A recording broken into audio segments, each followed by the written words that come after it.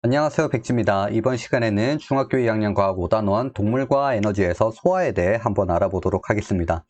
우리가 음식물을 섭취를 해서 그 음식물을 소화를 시킨 후에 그 음식물에 있던 영양소를 흡수를 함으로써 우리가 살아가게 된다라는 거죠. 그러면 그 영양소들이 어떤 것들이 있는지 먼저 보도록 하겠습니다. 먼저 탄수화물입니다. 탄수화물은 탄소와 수소, 산소로 구성되어 있는 화합물이다 라고 붙여진 이름이고요. 대부분 에너지원으로 사용되는 것을 기억을 해주시고, 남은 것들은 지방으로 바뀌어서 저장된다 라는 겁니다.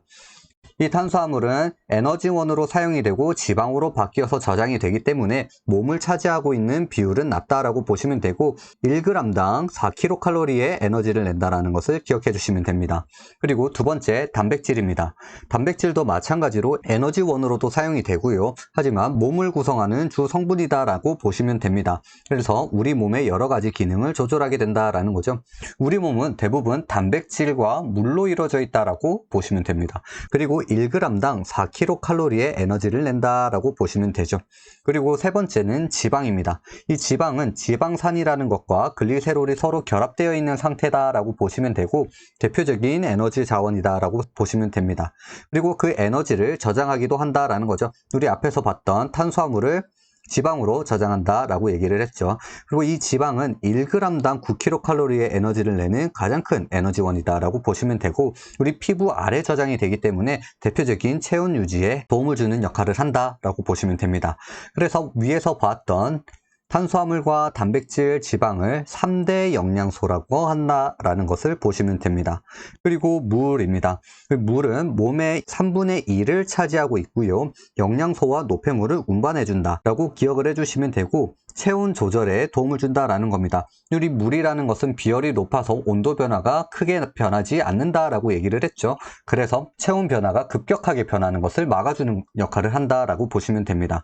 그리고 다섯 번째, 무기염류입니다. 무기염류는 몸을 구성하거나 몸의 기능을 조절한다 라고 보시면 되는데, 대표적으로 칼슘과 이는 뼈와 이를 구성하는 성분에 해당된다 라고 보시면 되고, 철은 적혈구 안에 있는 구성 성분이다 라고 보시면 되는 겁니다. 그리고 바이타민 또는 비타민입니다.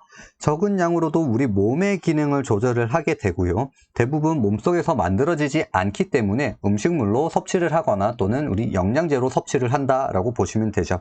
그래서 이 영양소라는 것은 몸을 구성하거나 에너지를 얻는 데 필요한 물질이기도 하고, 영양소를 골고루 섭취를 함으로써 몸의 균형적인 발달이 일어난다라고 보시면 되겠습니다. 그리고 다음 페이지 보도록 할게요. 앞에서 보았던 영양소들이 소화를 통해서 흡수가 되는데 어떤 과정을 거치는지 한번 보도록 하겠습니다. 소화라는 것은 음식물 속의 영양소를 세포가 흡수할 수 있을 만큼 아주 작게 분해를 하는 작용이다 라고 보시면 됩니다. 작게 만들어주는 역할에는 소화효소가 크게 작용을 하는데, 이 소화효소는 영양소를 매우 작게 분해를 해주고 세포가 흡수할 수 있게끔 도와주는 역할이다 라고 보시면 됩니다. 이 소화효소에는 종류가 매우 다양하고 각 영양소마다 다른 효소가 작용을 한다라고 기억을 해주시면 되겠습니다. 간단하게 소화 과정을 보면 입에서 식도로 가고, 식도에서 위로 움직인 후에 위에서 다시 소장으로, 소장에서 대장으로 남은 찌꺼기들이 몸 밖으로 배출된다라고 보시면 됩니다. 그럼 먼저 입에서 소화 한번 보도록 할게요. 입에서는 씹는 작용이라고 해서 우리는 저작작용이라고 하는 것을 기억을 해주시면 되고, 음식물을 1차적으로 잘게 부숴주고 침과 음식물을 섞어주는 역할이다 라고 보시면 되겠습니다. 우리 침 속에는 아밀레이스 또는 아밀라제라고 불리는 소화효소가 들어있는데, 이 소화효소는 녹말의 일부를 엿당으로 분해시켜 준다라는 것을 기억을 해주시면 되겠습니다. 그리고 두 번째, 위에서 소화입니다. 위에서는 위액이라는 것이 있고요. 그 위액 안에는 펩신이라는 소화효소가 들어있다라는 겁니다. 이 펩신은 단백질을 중간 크기로 분해해주는 역할이다라고 보시면 되죠. 그리고 이 위액 안에는 강한 산성을 나타내는 염산이 있다라는 건데, 이 염산은 펩신이 활성되는 것을 도와주는 역할을 하고, 두 번째로는 들어온 음식물을 살균을 해주는 살균작용한다라고 보시면 되겠습니다. 그리고 펩신은 단백질을 분해를 하고 염산은 강한 산성을 나타낸다라는 겁니다. 우리 위는 단백질로 구성이 되어 있기 때문에 위 안에서 분비가 되는 펩신과 염산은 위가 소화가 될 수 있는 역할을 하고 있다라는 것입니다. 우리는 위가 소화되지 않게 막아주는 어떤 물질이 필요하다라는 거죠. 그 물질이 바로 위벽에서 분비가 되는 뮤신이라는 점액질이다라고 보시면 됩니다. 이 뮤신이 펩신과 염산을 통해 위벽이 손상되는 것을 막아주는 역할을 한다라고 기억을 하시면 되겠습니다. 그리고 다음 페이지 보도록 할게요. 그리고 소장에서의 소화입니다. 소장의 시작 부분을 12지장이라고 하고 12지장은 손가락이 12개를 겹쳐놓은 만큼의 길이다 라고 해서 이름이 붙여졌습니다. 그 12지장을 통해서 쓸개즙과 이자액이 분비가 되고 음식물과 섞이게 된다라는 겁니다. 쓸개와 이자는 간 아래 위치하고 있다라고 보시면 되겠습니다. 쓸개즙은 쓴맛이 나는 황갈색 액체라고 보시면 되고 간에서 만들어져서 쓸개에 저장된 후에 분비가 된다라고 보시면 됩니다. 쓸개즙 안에는 소화 요소는 없지만 지방의 소화를 도와주는 유화 과정이 있다라고 보시면 되겠습니다. 그리고 이자액은 이자에서 분비가 되고 이자액 안에는 여러 가지 소화 요소가 들어있다라고 보시면 됩니다. 녹말 분해 요소인 아밀레이스와 단백질 분해 요소 트립신이 있고 지방을 분해해주는 라이페이스가 있다라는 것을 기억해 주시면 됩니다. 그리고 소장 벽에는 탄수화물 분해 요소와 단백질 분해 요소가 있기 때문에 좀 더 작은 크기로 분해를 시켜준다라고 보시면 되죠.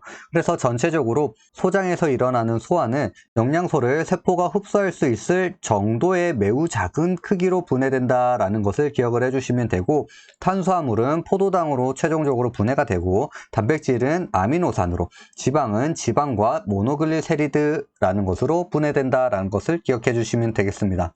밑에 그림을 통해서 좀 더 보도록 할게요.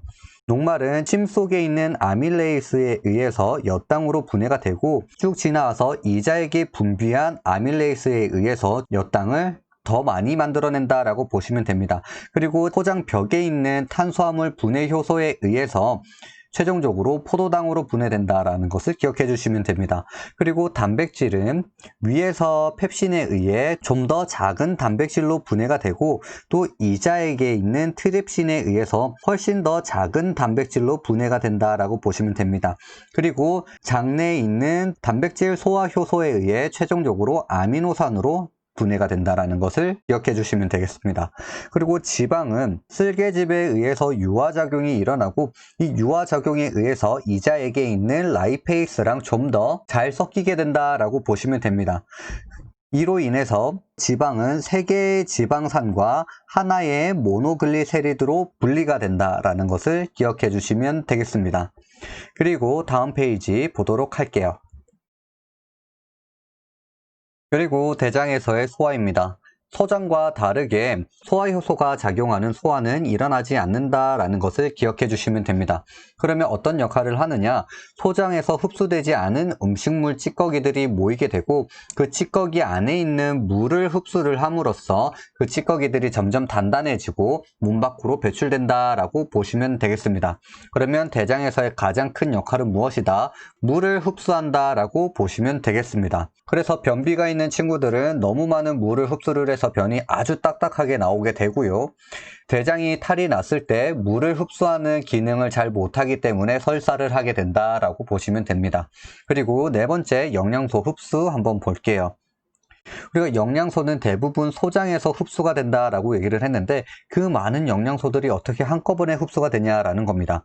이 소장이라는 것은 벽에 주름이 져 있고 그 주름 표면에는 융털이라는 돌기가 많이 있다라는 겁니다. 이 주름과 돌기를 통해서 표면적이 아주 넓어진다라는 거죠. 그래서 영양소를 효율적으로 흡수할 수 있는 구조를 가지고 있다라고 보시면 되겠습니다. 그리고 그 융털 안에는 모세혈관과 암죽관이라는 게 있습니다. 이 모세혈관에서는 물에 녹아 들어가는 포도당과 아미노산, 무기염류 등이 흡수가 되고 이를 통해서 혈관을 타고 심장까지 간 후에 심장에서 펌프질로 많은 영양소가 이동을 하게 된다라고 보시면 됩니다. 그리고 림프관으로 흡수되는 친구들이 있는데 이거는 물에 잘 녹지 않는 영양소다라고 보시면 됩니다. 지방산과 모노글리세리드가 그에 해당이 되는데 먼저 융털에서 상피세포로 흡수된 후에 상피내포 내에서 다시 지방으로 합성이 된다라는 겁니다. 여기서 3개의 지방산과 하나의 모노글리세리드가 서로 결합을 해서 하나의 지방으로 형성된다라고 보시면 됩니다. 이 지방으로 합성된 후에 암주관으로 들어가게 되고 암주관으로 쭉 내려가면 림프관으로 다시 이동을 하게 된다라고 보시면 되겠습니다. 그리고 다음 페이지 보도록 할게요. 그리고 가장 많이 나오는 문제가 영양소 검출입니다. 우리가 앞에서 보았던 각각의 영양소들이 어디에 들어있는지 확인할 수 있는 방법이 있다라는 거죠. 먼저 아이오딘 반응과 뷰렛 반응, 수단3 반응, 베네딕트 반응을 통해서 각각의 증류수와 밥물, 달걀 흰자액과 양파즙, 콩기름에 어떤 영양소가 있는지 확인해 보도록 할게요. 먼저 아이오딘은 녹말에 반응을 하고 반응을 했을 때 청람색으로 변한다라는 것을 알 수가 있습니다. 그리고 뷰렛 반응은 단백질과 반응을 했을 때 보라색으로 나타난다라고 보시면 되고 이 뷰렛 반응에서는 5% 수산화나트륨 수용액과 1% 황산구리 수용액이 있다라고 보시면 됩니다. 그리고 수단3는 지방과 반응을 해서 선홍색으로 나타나게 되고 베네딕트 반응은 포도당과 엿당에 해당된다라고 보시면 됩니다. 한번 보도록 할게요. 증류수에서는 4가지 용액을 넣었을 때 아무런 변화가 없다라는 겁니다. 그러면 증류수에서는 우리가 찾고 있는 탄수화물과 지방, 단백질은 없다라고 확인할 수가 있는 거죠.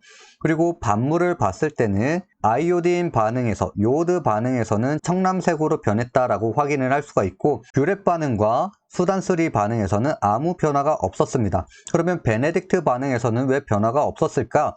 베네딕트 반응은 포도당과 엿당과 같은 아주 작은 당을 검출하는 역할이기 때문에 탄수화물의 큰 분자인 녹말에는 반응이 없다라는 겁니다. 그리고 흰자액을 한번 보도록 할게요. 아이오딘, 탄수화물에는 변화가 없었고 그 마찬가지로 베네딕트, 탄수화물에는 반응이 없었다라는 거죠. 그리고 수단3 용액에서도 흰자에게는 지방이 없다라고 확인을 했고 여기서 뷰렛 반응에서 보라색으로 나타났기 때문에 흰자에게는 단백질이라는 영양소가 포함되어 있다라고 확인이 가능하다라는 겁니다. 그리고 양파즙에서는 아이오딘 반응에는 변화가 없었지만 베네딕트 용액에서는 반응이 나타났다라는 겁니다. 먼저 베네딕트 용액을 반응하기 위해서는 양파즙에 있는 당분과 베네딕트 용액을 섞어준 후에 가열을 해야 황적색으로 나타난다라는 것을 기억을 해주시면 되겠습니다. 그럼 이거를 통해서 양파즙에는 작은 포도당과 엿당 등이 들어있다라는 것을 확인이 가능하다라는 겁니다. 그리고 콩기름은 우리는 알다시피 지방 성분이다라는 걸 알고 있죠. 그래서 수단3 용액에서 선홍색 빛이 나타나게 된다라고 보시면 되죠. 그래서 밥물에는 녹말이라는 영양소가 있었고 흰자에게는 단백질, 그리고 양파즙에는 당 또는 포도당이, 콩기름에는 지방이 있는 형태였다라고 보시면 되겠습니다. 우리가 여기서는 꼭 기억해야 되는 것이 무엇이냐면 각 반응들이 어떤 영양소와 반응을 하는지 꼭 기억을 해주셔야 된다라는 겁니다. 그래서 오늘은 여기까지고요. 다음 시간에 또 다른 영상으로 찾아오도록 하겠습니다. 안녕.